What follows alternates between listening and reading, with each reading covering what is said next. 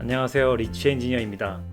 재건축 대장이 압구정 현대아파트가 있다면 재개발 대장은 바로 한남 뉴타운을 들 수가 있는데요.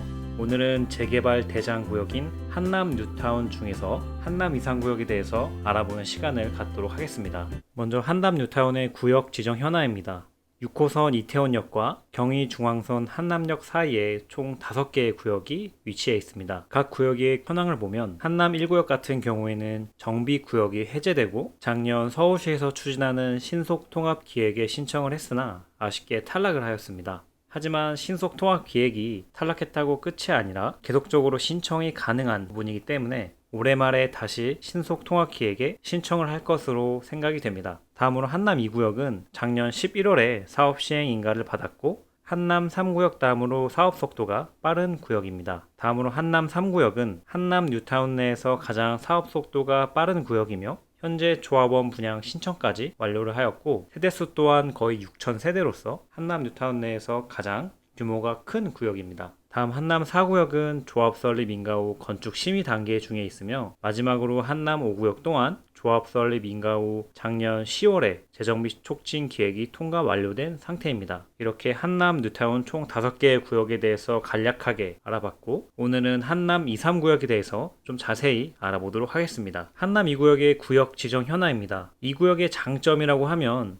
이태원역 초역세권이고 역세권에 위치했기 때문에 상권 이용의 편의성이 있다는 것이 이 구역의 장점입니다. 또한 구역 안에 보광초등학교가 위치해 있어서 향후 초품 아파트가 된다는 점 또한 장점으로 들 수 있습니다. 한남 2구역의 추진 경과를 보면 21년 11월에 사업 시행 인가를 완료하였고 최근 조합장 재선출이 완료가 됐고 시공사 선정을 앞두고 있습니다. 향후 일정은 23년에 관리처분 인가, 29 내지 30년 정도의 입주가 예상이 됩니다. 한남 2구역의 사업 기여를 보면 총 1537세대가 들어올 예정이며 시공사는 아직 미정인 상태고 입주는 29 내지 30년 정도로 예상이 되고 있습니다. 한남 2구역이 새 아파트가 될 시 조감도를 가져와 봤는데요. 이태원역과 가깝고 이 근처 상권 이용이 편리하며 또 안에 보광초등학교라는 초등학교가 있어서 향후 초품화 아파트가 될 예정입니다. 다음은 한남 3구역의 구역 지정 현황입니다. 한남 3구역의 가장 큰 특징은 한남 뉴타운 내에서도 가장 면적이 크고 가장 빠르다는 것이 큰 장점입니다. 단지에 따라서는 일부는 한강 조망도 가능해 보입니다. 한남 3구역의 추진 경과를 보면 속도가 가장 빠른 편입니다. 19년 3월에 사업 시행 인가를 완료하였고 22년 하반기에 곧 관리처분 인가를 앞두고 있습니다. 한남 3구역은 관리처분 인가 후 전매가 금지되니 이 점 참고하시면 좋을 것 같고요. 입주는 28년 내지 29년 정도로 예상이 됩니다. 얼마 전 관리처분 인가 전에 앞서서 이렇게 관리처분 계획을 공람하였습니다. 아마 머지않아서 관리처분 인가 고시가 날 것으로 예상이 됩니다. 한남 3구역의 사업 기여를 보면 총 1516세대의 대단지 아파트가 들어올 예정이며 시공사는 현대건설로 현대건설의 하이엔드 브랜드인 DH가 적용이 돼서 DH 한남이라는 아파트명으로 지어질 것으로 예상이 됩니다. 입주는 28년 내지 29년 정도로 예상이 되고요. 현대건설에서 제시한 한남 3구역의 조감도입니다. 현대건설의 프리미엄 브랜드인 만큼 이렇게 멋진 아파트가 지어질 것으로 예상이 됩니다. 다음은 한남 뉴타운의 장점 몇 가지를 알아보았는데요. 첫 번째 장점은 무엇보다 우수한 입지입니다. 용산의 입지는 딱히 말을 안 해도 너무나도 우수한 입지를 지니고 있습니다. 반포와 압구정 그리고 동부 이촌동 등 이름만 들어도 값비싼 동네들로 둘러싸여 있습니다. 물론 한남동도 비싼 동네이고요. 그리고 2030 서울도시기본계획안의 내용을 보면 이렇게 3도심 7광역을 중심으로 서울을 발전시킨다는 내용이 있는데요. 이 3도심, 즉 한양, 도성, 여의도, 영등포, 강남 이 중심에 있는 지역이 바로 용산입니다. 이렇기 때문에 용산의 입지라든지 향후 발전 가능성은 굉장히 많고 제 개인적으로는 향후 10년 안에 서울 안에서 가장 많이 변화될 도시가 용산이라고 생각을 합니다. 두 번째 장점은 바로 신분당선 연장 계획이 있습니다. 얼마 전 5월 28일에 신분당선 연장 사업 중 1단계 구간인 강남을 지나 신노년, 노년, 신사역으로 신분당선 연장이 개통 완료하였습니다. 이게 바로 1단계 사업인데요. 2022년 상반기에 개통이 되었습니다. 신분당선 연장 2단계 사업은 신사에서 용산까지를 연장하는 노선입니다. 그림에서 보시는 바와 같이 강남역에서 용산으로 신분당선이 연장될 계획인데요. 현재로서는 이 신분당선 2단계 개통을 27년 정도로 예정을 하고 있습니다. 이게 계획대로 진행이 된다면 한남 뉴타운이 입주할 때쯤이면 신분당선 용산 연장 사업이 완료되어 있을 거라고 생각이 듭니다. 추가로 아직 구체화되지는 않았지만 한남 뉴타운 내에 있는 이 보강역이 신설될 계획을 검토하고 있다고 합니다. 이렇게 된다면 한남 뉴타운에서 강남 접근성 또한 크게 좋아질 것으로 예상이 됩니다. 연장 노선을 보면 이렇게 강남역에서 신사역까지는 이미 개통이 완료가 되었고 향후 27년까지 신사역부터 용산역까지 신분당선이 연장될 계획을 가지고 있습니다. 다음은 GTX-B 호재가 있습니다.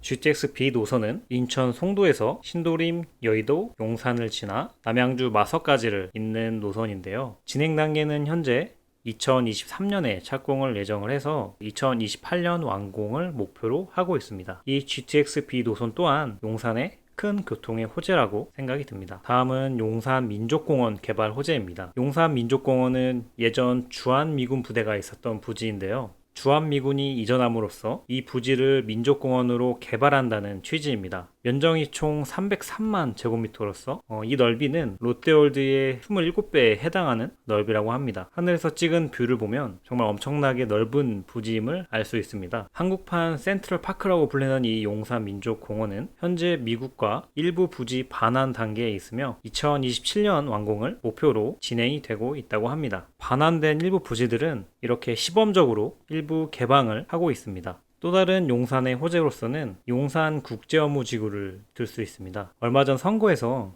오세훈 서울시장이 재선에 성공을 했습니다. 물론 서울시장 재선도 재선이지만 더 중요한 부분은 원래 더불어민주당이 70% 이상 차지하던 서울시의회 의원수가 이번 선거에서는 국민의힘이 112석 중 3분의 2에 해당하는 76석을 가져왔다고 합니다. 이렇게 된다면 당연히 오세훈 서울시장의 부동산 정책이 더 탄력을 받을 것으로 충분히 예상이 됩니다. 그렇기 때문에 오세훈 시장이 추진해왔던 신속 통합 계획이나 그리고 2040 서울 도시 기본 계획에서 밝힌 용산 정비창이나 세운지구 용적률 완화 등 이런 사업에 가속도가 붙을 것으로 보여집니다. 실제로 오세훈 시장은 용산 정비창을 국제업무지구 프로젝트 부활을 하겠다라고 예고한 바가 있습니다. 이 내용이 서울시에서 발표한 2040 서울 도시 기본 계획 중 일부를 발췌한 내용인데요. 용산 정비창을 국제업무 기능과 연계해서 글로벌 혁신 코어로 조성한다는 내용입니다. 즉, 용산 정비창을 국제업무지구로 발전시키겠다는 서울시의 계획입니다. 용산 호재 중 몇 가지를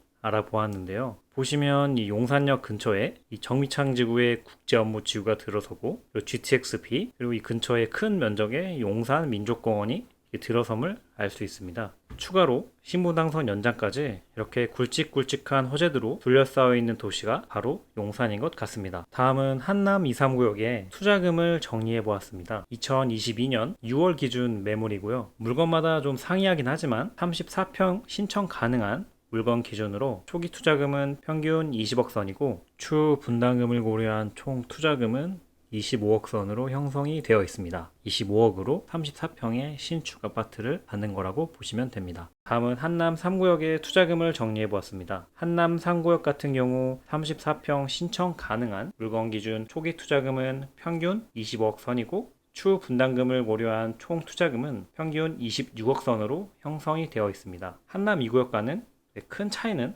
나지는 않았습니다. 하지만 초기 투자금 20억은 누구에게나 좀 부담이 되는 가격인데요. 한남 3구역 같은 경우는 시공사가 정해졌기 때문에 건설사에서 주는 혜택이 좋아서 좀 가져와 봤습니다. 첫 번째로는 이주비의 100%가 대출이 된다고 합니다. 기본적으로 이주비는 감정평가액을 기반으로 대출이 되는데 한남 3구역 같은 경우는 이 감정가의 100%를 대출로 해준다고 합니다. 즉 예를 들어서 감정평가액이 9억이면 기본적으로는 이 감정평가액의 40%만 대출을 해주는데 한남 3구역 같은 경우에는 추가로 60%의 대출을 해줘서 총 감정평가액만큼 100% 대출이 가능하다고 볼 수 있습니다. 예를 한번 더 들면 초기 투자금이 20억이고 감정평가액이 10억이다 라고 하면 당장 현금 20억은 필요하지만 관리처분인가 후 곧 이주비 대출이 100%가 나오기 때문에 10억은 다시 대출로 돌려받을 수 있다는 것입니다. 그러면 초기 투자금 자체가 많이 줄어들겠죠. 그리고 다른 혜택은 조합원 분담금 납부 시점을 입주 시 내거나 입주 후 1년 뒤에 납부할 수 있게 선택을 할 수 있다고 합니다. 하지만 입주 1년 뒤에 내면 당연히 그에 대한 이자는 발생은 하겠죠. 그래도 이렇게 선택제로 할 수 있다는 건 좋은 조건인 것 같습니다. 관심 있는 분들은 참고하시면 좋을 것 같습니다. 다음은 인근에 위치한 아파트들의 시세를 보면서 한남 이상구역의 안전마진을 한번 계산해 보도록 하겠습니다. 근처 2016년 8월에 입주한 반포 아크로리버 파크의 경우에는 현재 33평 기준 40억 이상의 시세를 형성하고 있습니다. 그리고 2018년 6월에 입주한 아크로리버 신반포의 경우도 33평 기준 40억의 시세를 형성하고 있습니다. 근처 2011년 1월에 입주한 한남 더일 같은 경우에는 큰 평수만 존재하지만 현재 74평 기준 80억의 시세를 형성하고 있습니다. 즉 평당가가 다 1억이 넘는 시세를 형성하고 있기 때문에 향후 6년 뒤에 한남 이상구역이 입주할 때쯤이면 평당 1억은 당연히 넘을 거라고 생각이 들고, 이를 기반으로 현재 시세 기준 안전마진을 한번 계산해 본다면 한남 이상구역은 현재 시세 기준 12억 플러스 알파 정도의 안전마진이 있다고 볼 수 있습니다. 오늘은 재개발 대장인 한남 뉴타운 중에서 한남 이상구역에 대해서 알아보았는데요. 제가 준비한 내용이 도움이 되셨다면 구독과 좋아요, 알림 설정 부탁드리겠습니다. 이상 리치 엔지니어였습니다. 감사합니다.